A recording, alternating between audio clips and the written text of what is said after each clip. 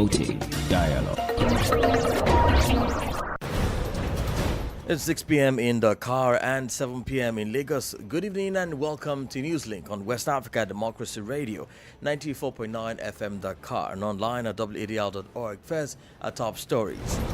The Gambia police releases acquitted murder suspect following citizens' protests. We have been suffered a lot. We welcome the acquittal and also call for accountability and reparation. It is our own responsibility, including the security themselves, to make sure that justice is done.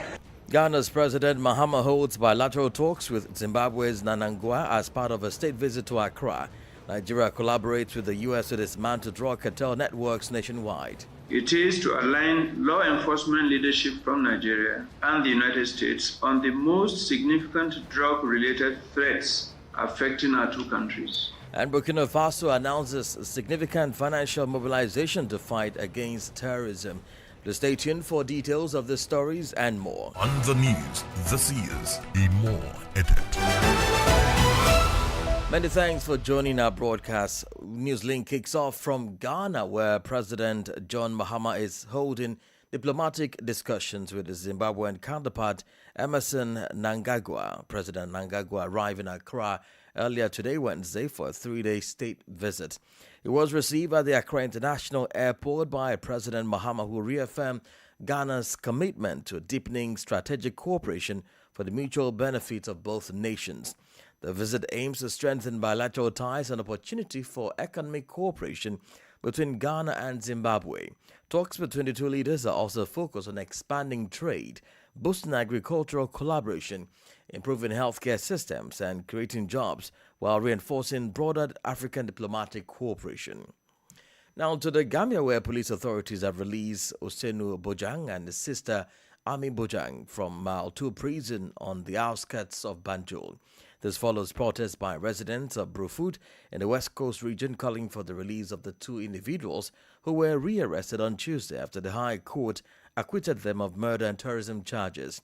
Tensions escalated as police fired tear gas to disperse the crowds, leaving several people injured.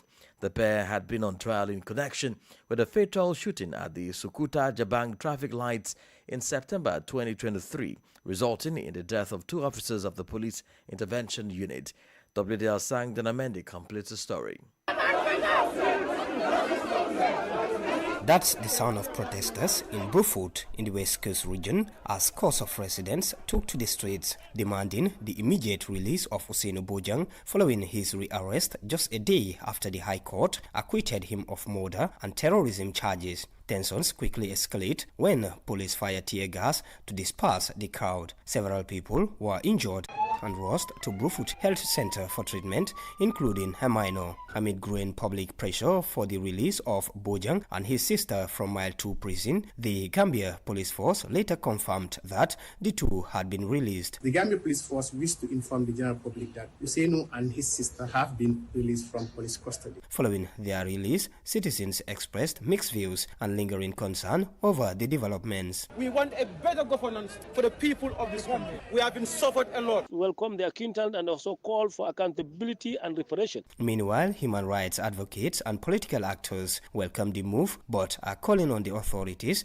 to ensure that those responsible for the killing of the two officers are brought to justice. Mama Kande is leader of Gambia Democratic Congress Party. It is our own responsibility, including the security themselves, to make sure that justice is done. Osenu Bojang had been facing accusations since September 2023 in connection with the fatal shooting incident which led to the death of two officers of the police intervention unit. His sister, Ami Bojang, was charged as an alleged accomplice. After spending more than 2 years and 8 months in detention at Mile 2, Justice Ibrahim Jaite delivered a landmark ruling on March 38, 2026, acquitting and discharging both siblings of all charges. However, as they prepared to regain their freedom on Tuesday, they were reportedly rearrested by armed police, sparking widespread outrage and raising public concerns about possible interference in the judicial process. Now, with their release confirmed, scenes of celebrations have erupted in Brufut as family members, supporters and well-wishers gather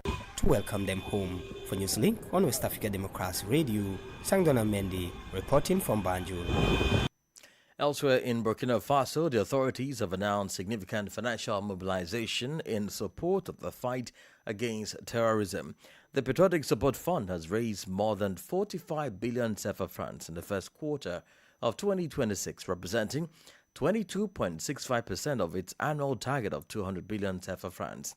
The figures were unveiled on Tuesday in Ouagadougou, the capital, during the first session of the Fund Steering Committee, chaired by Prime Minister João Emmanuel Ouedraogo. Let's join Hassan for the details. According to officials, the majority of the funds came from tax levies, accounting for just over 22.7 billion CFA francs, or about half of the total amount mobilized. Mandatory deductions from public sector salaries contributed 11.2 billion CFA francs, representing nearly 25%. The telecommunications and television sectors also made significant contributions, totaling more than 5.1 billion CFA francs. Authorities highlighted the continued commitment of the citizens and the diaspora, reflected in voluntary contributions and salary donations. The session on Tuesday provided an opportunity to review 3 years of the Patriotic Support Fund's operations, which were described as exceptional. Out of an initial target of 400 billion CFA francs, nearly 497 billion CFA francs have been mobilized so far, an achievement rate of more than 124%. The committee announced that these resources have supported key initiatives, including assistance to the volunteers for the defense of the homeland, the acquisition of strategic equipment, and the construction of infrastructure for security forces. Burkinabe authorities attribute these results to transparent management and strong public support for efforts to restore national security. The Patriotic Support Fund, PSF, is now seen as a central pillar of Burkina Faso's strategy to finance its security efforts. Abdullah Hassan filed that report. More stories coming up on West Africa Democracy Radio. Newslink continues. Similarly, Nigeria is strengthening its fight against drug trafficking nationwide. The National Drug Enforcement Agency is collaborating with the United States Drug Enforcement Administration to target drug cartels and the financial networks that sustain them.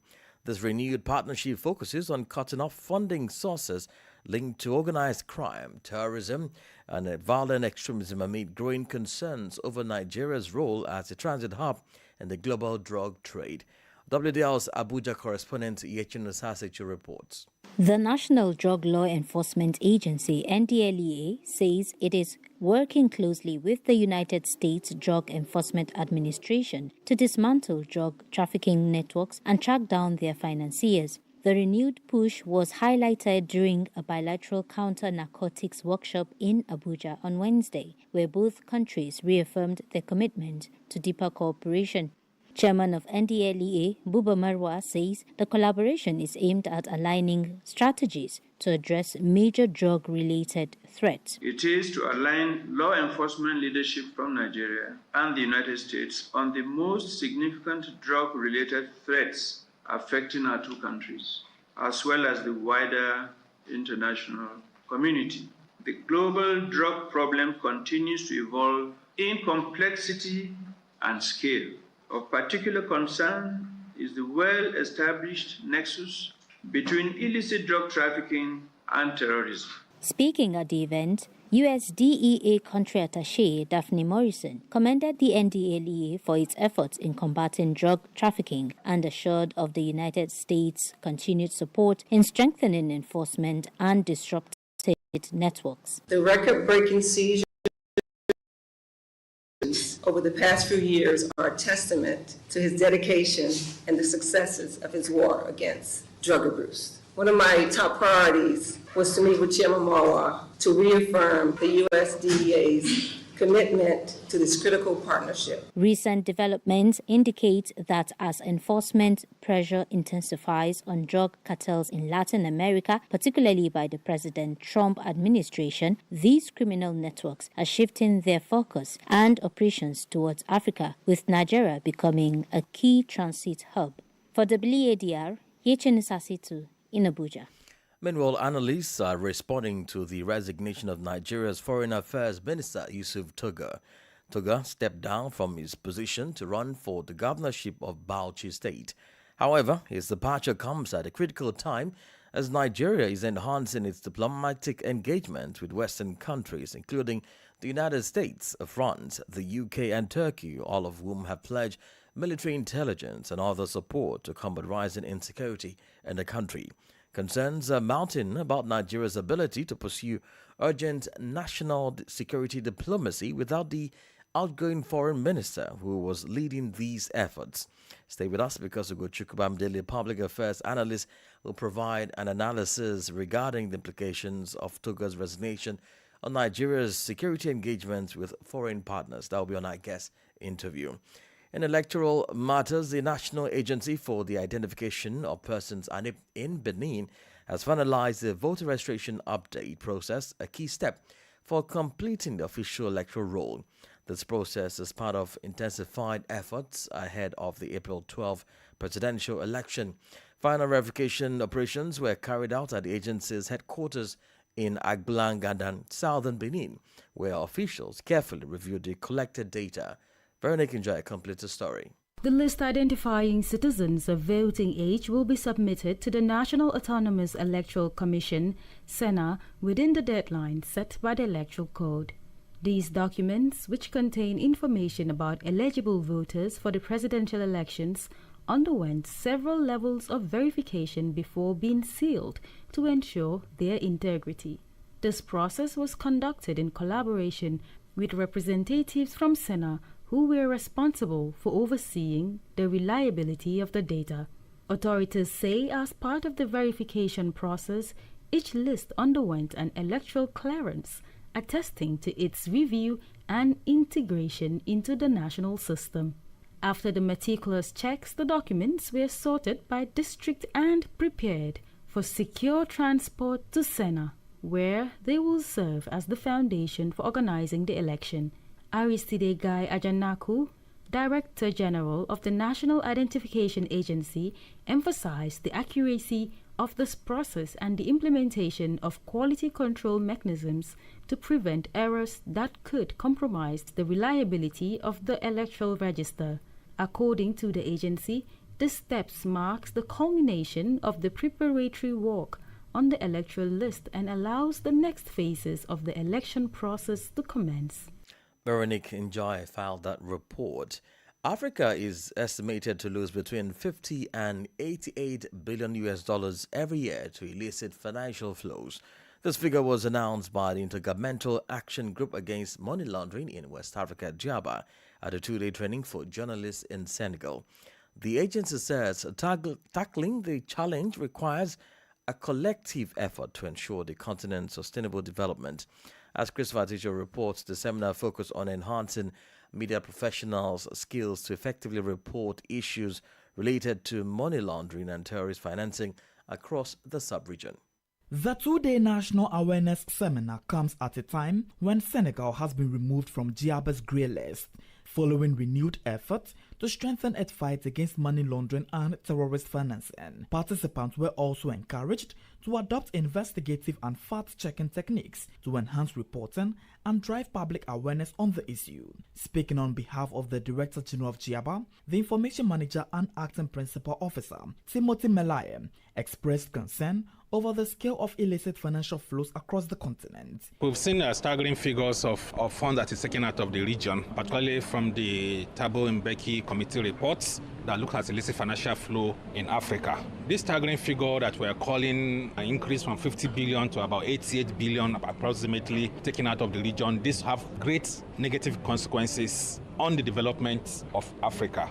Imagine investing $88 billion annually in health, in education, in infrastructure, power in our region. What impact it will make. Amid ongoing security challenges in the Sahel, particularly within countries of the Alliance of the Sahel States, Mr. Malaye reaffirmed GIABA's commitment to supporting member states in addressing terrorism financing despite evolving regional dynamics. For security-related issues and technical-related issues, consideration be given, and therefore there is still bilateral relationship and multilateral relationship with those countries, particularly in the areas of controlling borders, areas of AML-CFT-related issues, which is anti-money laundering, and the combating of the financing of terrorism. Because of that, GIABA is open and to countries to remain members of GIABA, particularly for security purposes. And that is why the AES countries have applied to remain members of GIABA. At the end of the seminar, GIABA says it plans to establish a network of journalists specializing in reporting on economic and financial crimes as part of efforts to promote transparency and support sustainable development across the region. Christopher Ticho filed the report. We now cross to Côte d'Ivoire, where the special prosecutor is seeking heavy prison sentences for those accused of carrying out a deadly terrorist attack in the town of Kafolo. The attack, which occurred in 2020 at a military checkpoint, left 14 people dead. A total of 45 defendants are currently on trial in connection with the incident. Usman Umar completes the story. During his closing arguments on Monday, the prosecutor requested life imprisonment for 5 of the 45 defendants. They are all on trial for their role in the 2020 attack on a military checkpoint in the town of Kafolo. The defendants are being tried for terrorism. The public prosecutor, however, divided the defendants into 3 groups. First, 14 defendants who, according to him, found themselves in the wrong place at the wrong time. They are primarily the parents of suspected terrorists who are on the run, as the prosecutor is requesting their acquittal. Meanwhile, the prosecutor also identified 5 direct perpetrators of the Kafolo attack and requested life imprisonment for them. He further argued that they were part of a 30-person commando unit that attacked the Kafolo checkpoint. Finally, the prosecutor requested 20-year prison sentences for 26 other people. They are accused of providing logistical support or shelter and information to the perpetrators of the Kafolo attack. The floor is now open to the defense lawyers for their closing arguments on April 20, 2026. However, they announced that they are preparing a strategy to dismantle the prosecutor's arguments. The civil parties are demanding the payment of 10 billion CFA francs from all the accused who are found guilty. That was a report filed by Marcel Harrison Blair and presented by Usman Umar. You're listening to Newslink on West Africa Democracy Radio, broadcasting on 94.9 FM in Dakar. Here is a reminder of our top stories. The Gambia police release acquitted murder suspects following citizens' protests. Ghana's President Mahama holds bilateral talks with Zimbabwe's Mnangagwa as part of a state visit to Accra. Nigeria collaborates with the U.S. to dismantle drug cartel networks nationwide. And Burkina Faso announces significant financial mobilization to fight against terrorism. Still ahead, we do have a guest interview and sports news. Please stay with us. West Africa Democracy Radio. It's you speaking. Don't forget to follow our live streamings on YouTube and Facebook. Let's talk some health now. The Liberian government has received a major boost in improving maternal and newborn healthcare services. On Tuesday, the World Health Organization, WHO, presented 2 state-of-the-art ambulances along with medical supplies valued at $600,000 to the Liberian Ministry of Health. The ambulances, described as mobile intensive care units, ICUs, are equipped to serve both as emergency transport vehicles and on-the-spot treatment centers. Medical experts say the donation will enhance rapid response efforts in the health sector.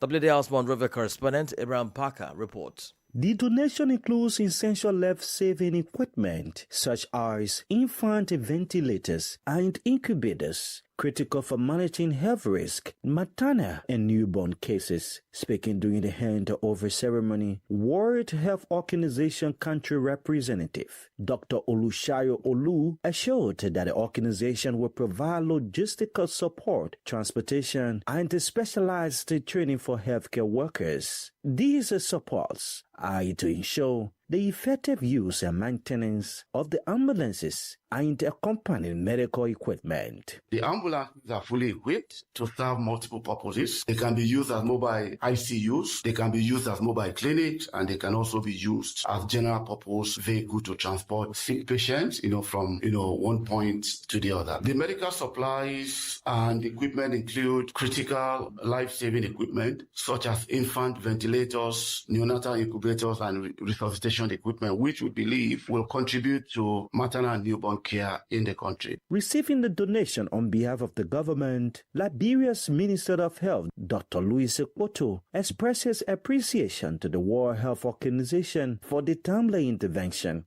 Those ambulances, they are medically fitted ambulances that can be used at mobile clinics. And sometimes we have our patients that we need to resuscitate. So those ambulances will be sent at the central EMS at JFK, where we can use it in the Monrovia and Monserrate area. The medical donation comes days after the Liberian Ministry of Health and its development partners launched a 365-day plan to end maternal and newborn deaths across the country. For Newslink on WADR, Abraham Parker, Monrovia. Politics, analysis on major news, social matters, and all. This is A Guest. As we mentioned earlier, our guest is Ugochukwu Bamidele, public affairs analyst from Nigeria. He provides his analysis of the implications of Yusuf Tugar's resignation from the position of Nigeria's foreign affairs minister. Tugar is stepping down from his position to run for the governorship of Bauchi State. The resignation is in response to President Tinubu's directive allowing any cabinet members to resign their position if they wish to contest the pending governorship elections in 2027. However, concerns are mounting about Nigeria's ability to pursue urgent national security diplomacy without the outgoing foreign affairs minister, who was leading these efforts with Western countries. Here is Bamidele's analysis. It's well within the minister's rights to aspire. It's just like any other Nigerian. It's enshrined in the Constitution the right to vote and to be voted for. And so, he's picked to throw his heart in the race, which means that he has to resign. So yes, but then looking at the many fronts of engagement that the Foreign Affairs Ministry has got at the moment, you just mentioned one part, which is international relations as it concerns, the war against insurgency in Nigeria, tackling insecurity, bilateral relations with the U.S. and some other countries supporting the fight against insurgency in Nigeria. There's also the part of new ambassadors who just got sent out and who are still yet to find their footing, who are yet to be accepted in the countries where they've been sent to. There's also that diplomacy to play, and the minister is supposed to be in front of that. But I'll tell you what I believe. Government is a continuum. You come, you go. The most important thing for me, in my opinion, is that a square peg, someone who understands truly where the world is at and the dynamics at play at the moment in the world, and who would understand Nigeria's position and be able to further Nigeria's position and push for Nigeria's agenda in the face of everything that's playing out, because there's many things happening at the moment. Given the fact that Yusuf Tugar was at the head of these engagements and at a point when these foreign countries or Western countries are showing interest, does his exit expose any structural weaknesses in the country's diplomatic engagements process? If it exposes weaknesses, straight to the point, it is what it is. It's time Mr. President has a chance now to put a stronger foot forward. So you don't go to diplomatic conversations shaky. You go with information, you go with knowledge, you go with what you're trading, because that's basically what happens when you talk international diplomacy. What are you trading in exchange for what? So someone who puts Nigeria's interest, it's time to have a strong foot forward. Someone who has earned some respect. And so Mr. President has a chance now. Yusuf Tugar, he wasn't so bad at his job. He might not have been exceptionally good as, we've had better foreign affairs ministers, but he was good at what he was doing. He was getting some results. And so the best way, just like football, if you had a fantastic player on the pitch and for some reasons you have to stretch him off the pitch, you put somebody better if you want to continue to get the results. So it's time to put a stronger foot forward, somebody better than Yusuf Tugar to go in there and finish up or tidy up, or continue from where Yusuf Tugar stopped. Wouldn't there be a time for the next person taking over to adjust on undermining the urgency of the current security crisis in the country? Well, that's why you have handover notes again, right? That's why you don't have a one-man team. Yes, you had the minister who is an appointee of government, but you have career diplomats who work in that ministry, who understand, who are the administrative room of that ministry. And so whoever is coming on board would only need to be briefed, would only need to go through the notes, understand where we are at the moment, and hit the ground running again. I would emphasize that's why Mr. President must pick the right person. In the absence of a substantive replacement or during a transitional period, what immediate risks could Nigeria face in coordinating intelligence, assessing military aid, or sustaining joint operation against insurgent groups? The only risks that I see is whatever conversations that the Office of Minister spearheads with a vacuum right now, which I doubt would stay for long, because Mr. President also understands how important and strategic the Ministry of Foreign Affairs is to achieving the goals that he wants at the moment. It's just going to lag a bit. It's because without the minister, there are some things that cannot happen. There are protocols that cannot move forward. And so I'm hoping that Mr. President doesn't even allow that linger. That was Ugochukwu Bamidele, Public Affairs Analyst, speaking on the resignation of Yusuf Tuga from the position of Nigeria's Foreign Affairs Minister. Well, in sport, to begin with football, where DR Congo has secured a place at the FIFA World Cup, beating Jamaica 1-0 after extra time. Axel Tuanzebe scored the winner, ending a 52-year wait since their last appearance in 1974. Africa will now have 10 teams at the tournament. Meanwhile, the Spanish FA has condemned anti-Muslim chants during Spain's draw with Egypt, calling the behavior unacceptable and vowing action.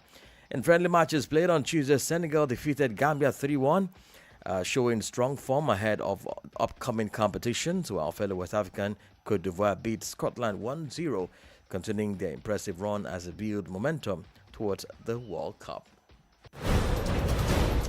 And we've come to the end of this edition of Newslink on West Africa Democracy Radio, broadcasting from Dakar, Senegal. Thank you for listening, and many thanks to Mustafa Sek and Maudo Juf for the technical support. Let's keep the conversation coming on all of our social media platforms: X, TikTok, Instagram, LinkedIn, and Facebook at WADR English. And also to inform you that our website, WADR, is currently undergoing maintenance. In the meantime, you can access our programs and news editions on SoundCloud and AudioMac. Coming up at the bottom of the hour is a repeat broadcast of 50/50. I am Imo Edet. Good evening. And many thanks to you for listening to Newslink via Hot 104.3 FM, Hilltop Radio 104.7 FM, and Veritas Radio 102.9 in Banjul, the Gambia. We also appreciate our listeners in Liberia via Alternative Youth Radio 98.9 FM, Lofa County, Radio Kagama 94.5 FM, Nibe County, DCN Radio 91.3 FM, Riverside County, Radio Gulf FM 91.3 Sierra Leone in Nigeria, and Love 104.5 FM Abuja. For you listening via Radio Pad 95.1 Damango, Savannah region, and on Royals FM 104.7 Wenchi, Ghana, we say a big thank you. Remember, West Africa Democracy Radio is all about you, your views, and your opinions.